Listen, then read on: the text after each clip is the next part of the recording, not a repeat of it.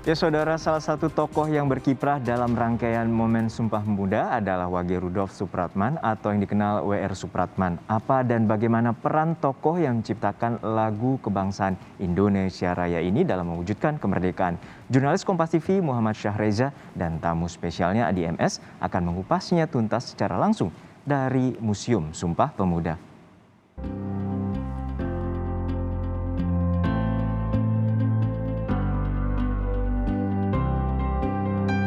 Ini dia video asli mirip Wage Rudolf Supratman yang saat itu ia gunakan untuk memperkenalkan lagu Indonesia Raya di depan umum dalam Kongres Pemuda kedua tanggal 28 Oktober 1928. Dan saya ingin merasakan bagaimana sebenarnya yang terjadi 93 tahun lalu di tempat ini. Berbicara soal biola, ini adalah biola hadiah dari kakak ipar WR Supratman yang saat itu diberikan di ulang tahun yang ke-17 di tahun 1920. Itu artinya pada usia 25 tahun WR Supratman bisa mempersatukan seluruh masyarakat Indonesia dengan musik. Di ruangan inilah menjadi saksi bisu pembaca deklarasi Sumpah Pemuda dalam Kongres Pemuda yang berlangsung pada tanggal 27-28 Oktober 1928. Dan saat itu, untuk pertama kalinya, lagu Indonesia Raya diperdengarkan di depan umum secara instrumental lewat gesekan biola milik WR Supratman. Sebenarnya, WR Supratman bukan murni seorang komposer. WR Supratman merupakan seorang wartawan yang aktif dalam gerakan pemuda. Bahkan ia rajin sekali untuk mengikuti berbagai organisasi dan partai politik. Bahkan WR Supratman juga berkenalan dengan tokoh-tokoh pergerakan seperti Husin Tamrin dan juga Soekarno.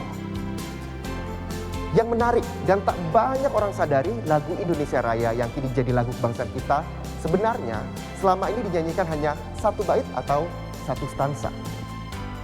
Padahal WR Supratman menciptakannya dalam 3 stansa atau 3 bait, tapi hanya bait pertamalah yang dihafal mayoritas rakyat Indonesia.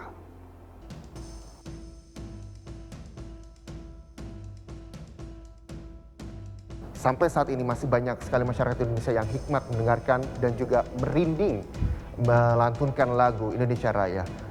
Untuk membahasnya sudah saya undang. Ini dia ada komposer musik, musisi, orang yang pernah melakukan riset terhadap pelaku sejarah, dan musisi yang pernah rekam ulang lagu Indonesia Raya. Untuk itu kita sambut, ini dia, Mas Adi MS. Halo Mas Adi. Sehat Mas? Alhamdulillahirrahmanirrahim. Nah oke, kalau kita berbicara soal lagu Indonesia, karya WR Supratman di belakang kita ini, apa sebenarnya tantangan yang dihadapi pada saat itu menciptakan lagu Indonesia Raya di tengah memperjuangkan kemerdekaan Republik Indonesia? Tantangannya dalam mencipta Indonesia Raya, wah banyak sekali. Sebenarnya yang saya tahu ya, ada yang bilang bahwa Indonesia Raya itu diciptakan tahun 2024.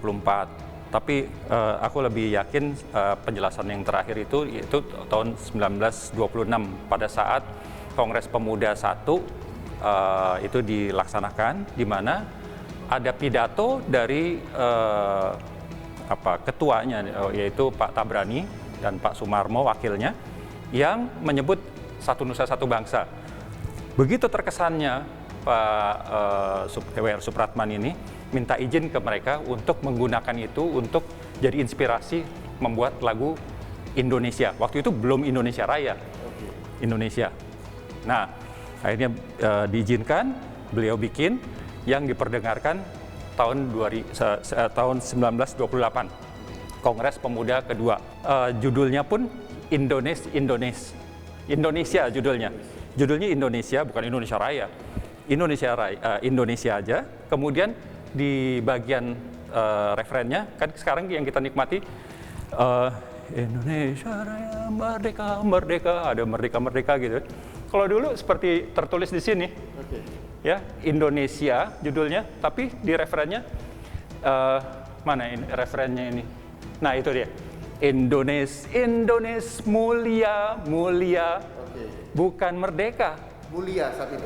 Nah, kata merdeka itu demikian menakutkan buat Belanda, sedemikian rupa sehingga pada tahun 1930 WR Supratman pernah ditangkap karena Belanda melihat atau mendengar dinyanyikan dengan kata merdeka. Kemudian Pak W.R. Supratman itu berkilah bahwa oh tidak, di naskah aslinya mulia. Itu pemuda aja yang waktu itu spontan menggantinya di merdeka-merdeka. Akhirnya dilepas. Kisah apa yang Mas Adi lihat dari lagu Indonesia Raya itu sendiri? Dengar orang merinding ya. Saya sendiri di beberapa konser kan hampir setiap konser Twilight Orchestra selalu didahului dengan pembawaan Indonesia Raya. Nah, itu selalu komentar orang bukan kontennya karya-karya yang dibawakan di konser itu, tapi justru Indonesia Raya pembukaan. Kenapa? Rata-rata sulit menjawab. Kalau saya gali, akhirnya saya dapat kesimpulan satu, konteks sejarah. Karena kita sama-sama tahu dari pelajaran sejarah waktu sekolah bahwa untuk meraih kemerdekaan itu demikian sulit gitu ya, mengorbankan nyawa, ketegangan dan sebagainya sedemikian rupa sehingga kita sekarang menyanyikan merayakan kemerdekaan itu ada satu kandungan sejarah yang membuat kita merinding gitu ya. Itu pasti konteks sejarah pasti ada. Yang kedua sudah jelas lagu itu memang Indonesia Raya itu memang diakui banyak orang di macam-macam negara sebagai salah satu lagu kebangsaan yang terbaik. Melodinya tuh indah. Coba deh bandingkan dengan lagu-lagu bangsa-bangsa lain ya gitu ya. Kita boleh bangga, lagu kita bagus sekali. Sudah menyatukan seluruh pemuda di Indonesia dengan musik. Seperti apa Mas Adi melihatnya? Ada satu kesimpulan saya yang melekat gitu ya, meyakinkan saya bahwa musik itu punya daya pemersatu yang luar biasa. Orang bisa punya kemampuan orasi yang kayak Bung Karno tuh luar biasa, hebat. Nah, tanpa kata-kata yang menggelegar, ya, kata-kata yang cantik, yang penuh makna segala macam, hanya mengajak bernyanyi bersama, melambai, semua ngangkat ke atas tangan gitu ya, itu ribuan orang bersatu, itu bisa bikin semua nangis. Ya. Saya mengalami, pernah saya mengalami itu. Bayangkan, mereka latar belakang berbeda, yang satu jago nyanyi, satu nggak jago, satu agama itu, semua begitu menyanyikan lagu perjuangan, keindonesiaan, semua merasakan satu sensasi yang sama, yaitu semangat atau spirit kebangsaan, musik. Bayangkan the power of music. Bukan menghimbau atau hanya bicara, saya telah membuktikan bahwa saya dan Anda semua sebenarnya bisa melakukan sesuatu untuk bangsa negara tanpa dikit-dikit nyalain pemerintah, nyalain si anu, si ini. Look at yourself. Gimana kita? What have you done? Jadi lakukan apa yang kita mampu lakukan. Nggak usah menunggu untuk bangsa dan negara. Baik, terima kasih sekali lagi Mas Adi atas waktunya. Mudah-mudahan ini juga bisa menjadi inspirasi buat masyarakat Indonesia juga, terutama pada saat peringatan Hari Sumpah Pemuda seperti saat ini. Terima kasih Mas Adi.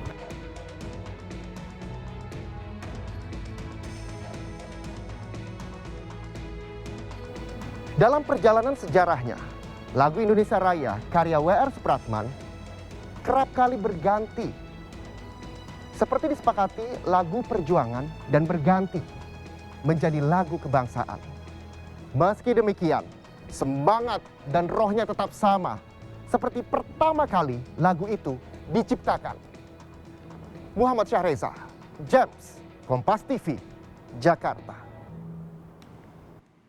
Untuk mengenang jasa pencipta lagu kebangsaan Indonesia Raya W.R. Supratman, dibuatlah sebuah monumen di Surabaya, Jawa Timur. Monumen ini sebagai lambang betapa pentingnya peran W.R. Supratman dalam masa sebelum kemerdekaan. Dan sudah ada rekan kami, jurnalis Kompas TV, Via Irmar di Surabaya, Jawa Timur. Via, bisa Anda ceritakan sejarah berdirinya monumen W.R. Supratman dan bagaimana kondisinya saat ini dan apa saja yang menarik hingga dapat menjadi inspirasi bagi generasi penerus di Indonesia? Ya, Juno dan juga saudara, monumen W.R. Supratman ini sendiri berada di dalam kompleks makam W.R. Supratman yang berada di Jalan Kenjeran, Surabaya, Jawa Timur.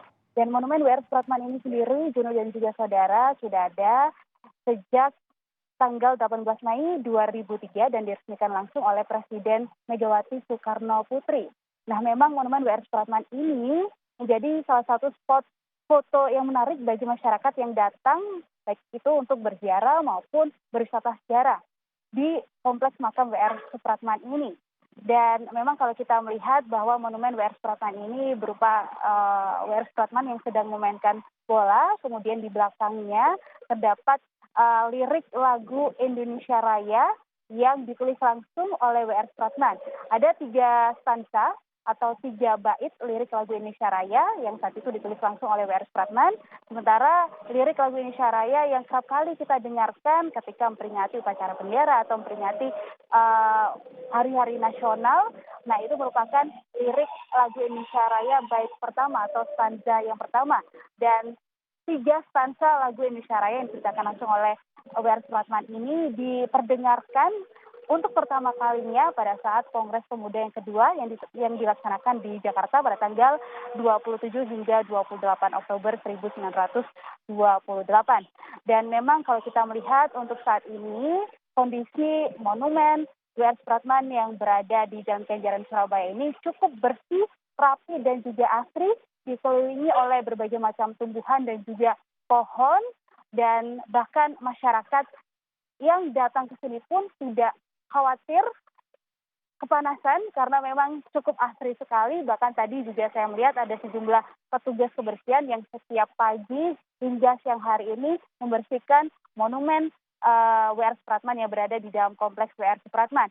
Nah, bagi masyarakat yang datang tidak ada persyaratan apapun yang harus dilakukan, bahkan tidak dipungut biaya sepeser pun untuk bisa berziarah sekaligus juga berwisata sejarah ke kompleks makam WR Supratman. Wisata sejarah yang dapat dimanfaatkan masyarakat untuk memperingati Hari Sumpah Pemuda, di mana WR Supratman merupakan salah satu penting dalam Kongres Sumpah Pemuda kedua. Terima kasih rekan Via Irmar dari Surabaya, Jawa Timur.